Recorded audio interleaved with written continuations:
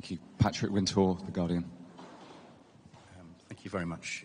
Secretary of State, the Israeli Defense Minister Gallant this week warned that Israel had reached a strategic junction in its war with Hamas, where it must choose between the risk of a broader escalation and a hostage deal with Hamas. Do you agree with that assessment? And secondly, is it not really the case that these ceasefire talks are at a deadlock? And could you in any way give any assurances to Benjamin Netanyahu about the Philadelphia corridor and that there is no need for Israeli forces to be there? Israel's security will be preserved. And Foreign Secretary, you were in the UAE last week. The UAE is one of the few countries that has said it's willing to put troops into Gaza as a peacekeeping force. Would you welcome that? And would you like to see other Arab states make the same offer? On the ceasefire, here's what I can tell you. More than 90% of the issues have been agreed, decided. So we're down to a handful of issues, not even a handful of issues, that are hard but fully resolvable in our judgment. And as we said before, when you get down to the last 10%, the last 10 meters, those are almost by definition the hardest ground to cover. But we believe that these are fully resolvable.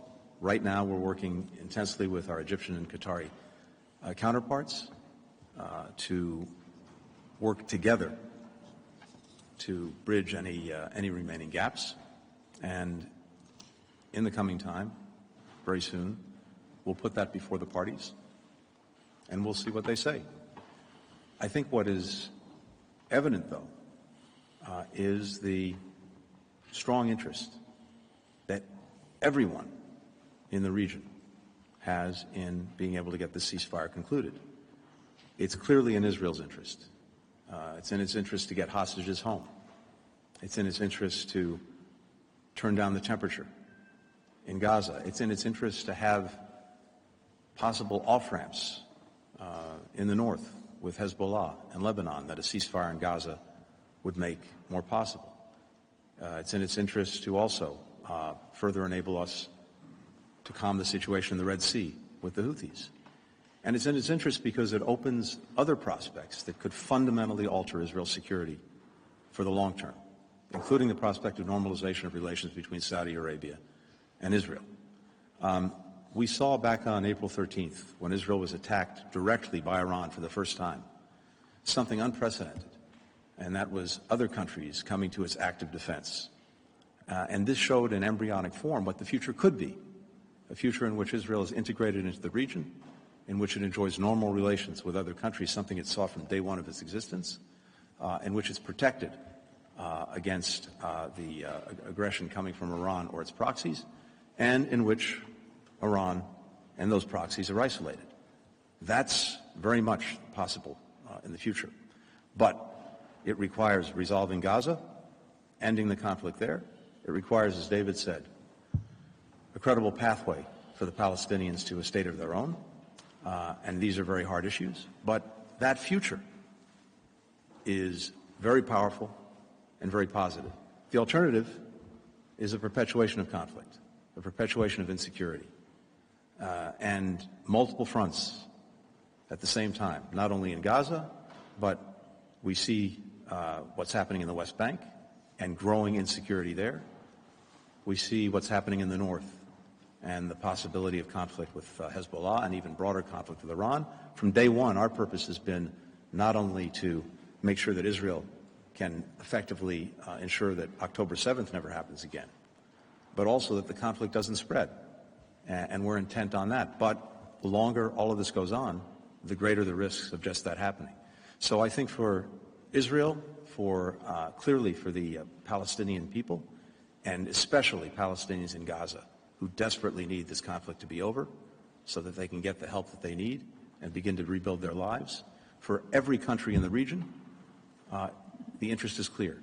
I can't speak to what's in the mind of Mr. Sinwar and where his interests lie. He will have to make those judgments for himself. But we remain resolute in working to bring the ceasefire over the line because it would open up so many more positive prospects. And let's see where we are in the coming days. Could I just say, Patrick, that Tony's assessment that 90% of the deal is there is completely correct. And in the end, what you need are partners for peace. And that is now in the hands of Bibi Netanyahu and Sinwar to get us over the line and to take that deal that is on the table. And we've now been talking about that deal for weeks. It was important to go to the UAE, as it's important to speak to Arab partners across the region. And the focus of your question is on the day after. And clearly, it's on the security guarantees that are important for Israel to have. And Arab partners, and certainly the UAE, are showing some forward-leaning in their commitment to securing that.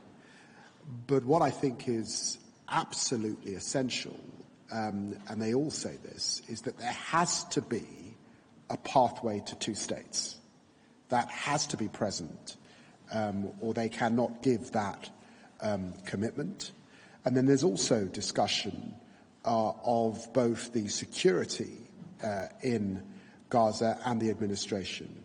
And clearly we have to see a reformed and renewed Palestinian Authority, and there can be no role for Hamas going forward. So we're very focused on the day after, but let's remember that when we talk about the deal, it is a phased deal.